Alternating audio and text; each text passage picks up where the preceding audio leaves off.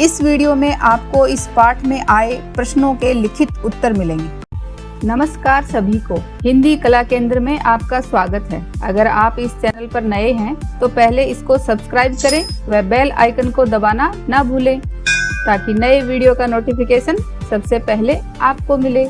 बिशन की दिलेरी।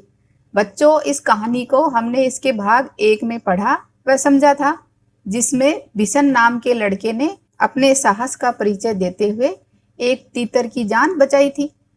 अब चलो इसके अभ्यास प्रश्नों को देखते हैं। कहानी से। जी हाँ, हमारे पास लाइसेंस वाली बंदूकें हैं। सरपंच माधो सिंह भी हमें जानता है। शिकारियों ने कर्नल साहब से क्या सोचकर ऐसा कहा होगा? कर्नल साहब को अपनी पहचान के बारे में बताने के लिए शिकारियों ने कर्नल साहब को ऐसा कहा होगा ताकि उनके खिलाफ कोई कानूनी कार्यवाही ना हो। बिशन घायल तीतर को क्यों बचाना चाहता था? क्योंकि बिशन जानता था या बिशन को डर था कि ये घायल तीतर यहीं तड़प तड़प कर मर जाएगा, इसलिए उसने उसे बचाया। वह उसे पालना भी चाहता था। घायल तीतर को बचाने के लिए उसे किस तरह की परेशानियां हुई, तो ये बात आप एक बार फिर से कहानी को पढ़ो और उसमें देखो। घायल तीतर को बचाने के लिए उसे निम्नलिखित परेशानियां आई। जैसे ही उसने घायल तीतर को पकड़ने के लिए हाथ बढ़ाया, तीतर खेत के अंदर और चला गया। उसे कांटेदार झाड़ियों में से गुजरते समय काफी खरोंचे आई। कमीज की एक बाजू फट गई और खून भी निकला। भागते भागते उसके कपड़े पसीने से तरबतर हो गए थे। उसे शिकारियों की गोली लगने का भी खतरा था। साथ ही उसे अपनी मां का डर भी सता रहा था। घायल तीतर अगर तुम्हें मिला होता तो क्या तुम उसे पालते या अच्छा होने पर छोड़ देते? तो घायल तीतर अगर मुझे मिलता तो मैं उसे अच्छा होने पर छोड़ देती। क्यों छोड़ देती? क्योंकि किसी भी पक्षी को कैद में रहना पसंद नहीं है और ना ही किसी पक्षी को कैद में रखना अच्छी बात है। भाषा की बात। इन वाक्यों को अपने शब्दों में लिखो। सुबह की हल्की धूप में खेत सुनहरे दिखाई दे रहे थे। हल्की धूप के कारण खेत बहुत सुंदर लग रहे थे। वह इतना तेज चल रहा था मानो उसके पंख लग गए हों। वह बहुत तेज गति से चल रहा था। तीतर स्वेटर में फंस गया तो बिशन ने उसे पकड़ लिया और अपने सीने से लगा लिया। ऊपर लिखे वाक्य में उसे शब्द का इस्तेमाल तीतर के लिए किया गया है। ये देखो, यहाँ पर एक ही संज्ञा का बार बार इस्तेमाल करने की बजाय उसकी जगह पर कुछ खास शब्दों का प्रयोग किया जाता है। ऐसे शब्दों को हम क्या कहते हैं? सर्वनाम कहते हैं। नीचे लिखे वाक्यों में सर्वनाम का ठीक रूप छांट कर लिखो। तो बच्चों, आप आगे बढ़ने से पहले मेरा ये व्याकरण का वीडियो जिसमें सर्वनाम के बारे में अच्छी तरह समझाया गया है उसको देख सकते हो ताकि आपको सर्वनाम अच्छी तरह समझ आ जाए। अब चलो इनको देखते हैं। मास्टर साहब ने अप्पा राव को अपने पास बुलाकर कहा, तुम कल मेरे घर आना। सेंटिला, यहां तुम का क्या आएगा? सेंटिला, तुम्हारा घर नागालैंड के किस शहर में है? अगर हम इसको ऐसे बोलेंगे, सेंटिला तुम घर नागालैंड के किस शहर में है, तो ये सही वाक्य नहीं होगा, इसलिए यहां पर तुम से तुम्हारा होगा। सुधा ने अपनी बुआ से पूछा, पापा आपसे कितने बड़े हैं? मोहन को समझ नहीं आ रहा कि वह क्या करना चाहिए, इसकी वजह हम लिखेंगे उसे क्या करना चाहिए, क्योंकि यहाँ उसे किसके लिए आया है? मोहन के लिए। विमल ने अपने अफसर को याद दिलाया कि उन्हें 4 बजे बैठक में जाना है। इन वाक्यों को पूरा करो। वह इतना धीरे चल रहा था मानो कोई कछुआ चल रहा हो या वो हाथी की चाल चल रहा हो। रात में चमकते तारे ऐसे दिख रहे थे मानो दियों की चादर बिछी हो। तुम तो मंगल ग्रह के बारे में ऐसे बता रहे हो मानो अभी अभी वहां से लौटे हो। बिल्ली चूहे को ऐसी ललचाई नजरों से देख रही थी मानो जिंदा ही खा जाएगी। फसलों के इर्द गिर्द। इस कहानी में सेबों के खेत और सीढ़ी नुमा खेत का जिक्र आया है। अनुमान लगाओ कि ये कहानी भारत के किस भौगोलिक क्षेत्र की होगी और वहां सीढ़ी नुमा खेती क्यों की जाती होगी। तो सबसे पहले बच्चों ये देखो, हमारे भारत देश में सेबों की खेती कहाँ कहाँ होती है। तो ये कहानी किसी पहाड़ी क्षेत्र की होगी। वहां सीढ़ी नुमा खेती क्यों की जाती होगी। तो ये देखो, सीढ़ी नुमा खेती कुछ इस तरह की होती है। पहाड़ी इलाके में समतल जमीन न होने की वजह से सीढ़ी नुमा खेत बनाकर ही खेती की जा सकती है। सीढ़ी बनाने से मिट्टी को बहने से रोका जा सकता है। सेबों के बाग में कीटनाशक दवा का छिड़काव हो रहा था। यूं तो कीटनाशक दवाएं फलों, सब्जियों और अनाज की फसलों को कीड़ा लगने से बचाती हैं, पर ये कीटनाशक दवाएं कीड़ों को नष्ट करती हैं। इनसे इनका सेवन करने से क्या हमें भी नुकसान होता होगा? पता करो और कक्षा में बातचीत करो। तो बच्चों, फलों और सब्जियों पर कीटनाशक दवा का छिड़काव क्यों किया जाता है? ताकि उन पर कीड़े ना लगे। लेकिन जब उन पर कीटनाशक दवाओं का छिड़काव होता है तो उनका असर उन फलों और सब्जियों में भी आता है जिनको हम खाते हैं।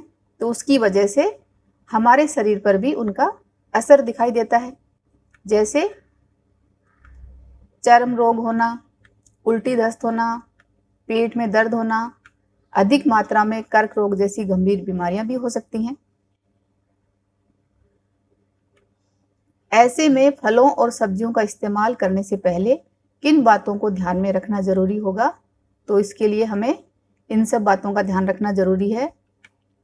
अच्छे से उन फल सब्जियों को साफ करें, उनका छिलका उतार कर ही खाएं।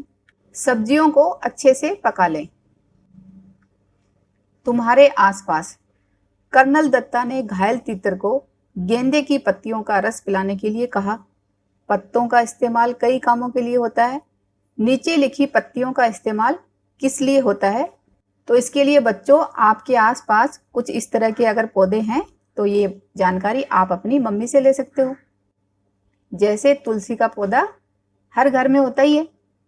तुलसी हमारे शरीर की इम्यूनिटी बढ़ाने व सर्दी खांसी के लिए आदि। नीम के पत्ते फोड़े और दूसरे जख्मों पर लगाने के लिए, दांतों के लिए आदि। मीठा नीम, जिसे हम करी पत्ते के नाम से भी जानते हैं, इसका प्रयोग हम खाने का स्वाद बढ़ाने के लिए करते हैं तथा ये बालों को झड़ने से भी रोकता है। आम के पत्ते, इनका प्रयोग पोषक तत्व, प्रजनन क्षमता बढ़ाने और शुगर, ब्लड प्रेशर जैसी तमाम समस्याओं का इलाज करने में करते हैं। अमरूद के पत्ते, त्वचा के निखार के लिए भी इनका प्रयोग किया जाता है। तेज पत्ता, तेज पत्ता को भारतीय पकवानों का स्वाद बढ़ाने के लिए इस्तेमाल किया जाता है। इसमें कई औषधीय गुण होते हैं। केले के पत्ते, केले के पत्ते में एंटीबैक्टीरियल गुण पाए जाते हैं जो कि खाने में मौजूद बैक्टीरिया को समाप्त कर देते हैं, इसलिए इसे पातल के रूप में इस्तेमाल करते हैं। आपने भी कभी ना कभी केले के इन पत्तों पर खाना जरूर खाया होगा। दक्षिण भारत में इसका प्रयोग ज्यादा मात्रा में किया जाता है। ये देखो, ये किसके पत्ते हैं? सांगवान। इसके पत्ते बड़े होते हैं जिससे पातल बनती है, कुछ इस तरह की थाली कटोरी। इसके पत्तों का रस खून की तरह लाल होता है। ये देखो, इसकी लकड़ी पानी में रहकर भी सिकुड़ती नहीं है। अर्श, वायु, पित्त, अतिसार, कुष्ठ, कफ आदि में उपयोगी होता है। कर्नल साहब के कहने पर बिशन दौड़कर दवाइयों का बक्सा ले आया।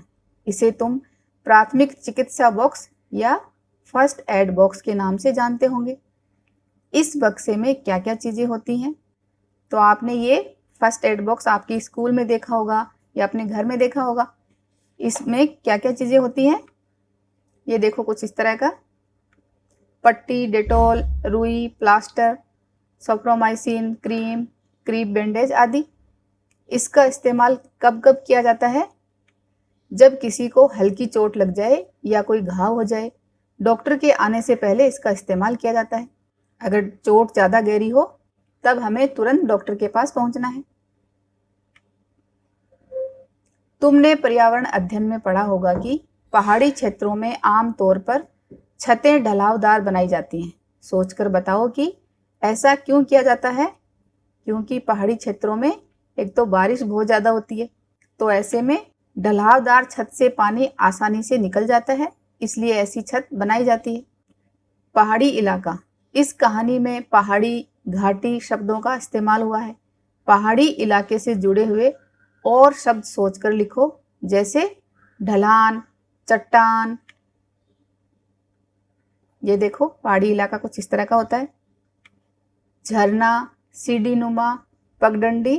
और इसके अलावा 2 शब्द आप मुझे कमेंट बॉक्स में लिखकर बताना। तीतर, ये एक पहेली है।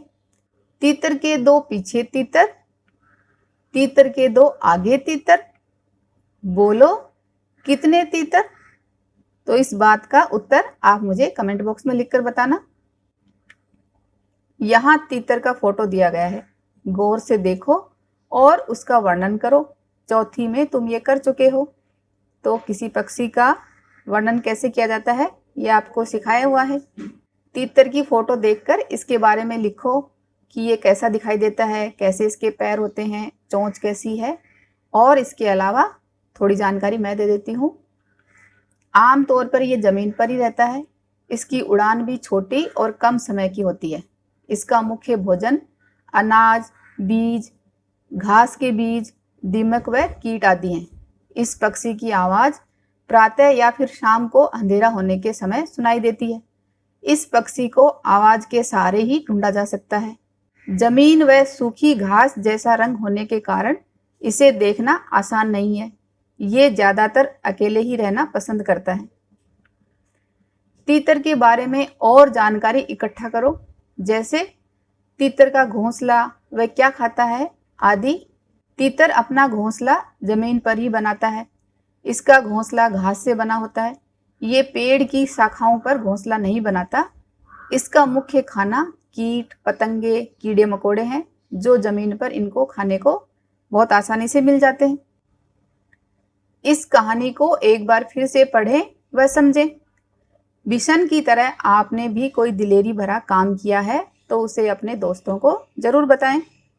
जहां भी आपको कोई घायल पक्षी मिले उसकी देखभाल जरूर करें। सुझाव व सुधारों के लिए कमेंट बॉक्स में लिखें। अगर हमारे वीडियो बन ही रहे हैं आपके फेवरेट, तो फिर क्यों ना करें इनको लाइक, सब्सक्राइब और रिकमेंड। हमें और बेहतर बनाने के लिए आप कर सकते हैं कमेंट। धन्यवाद।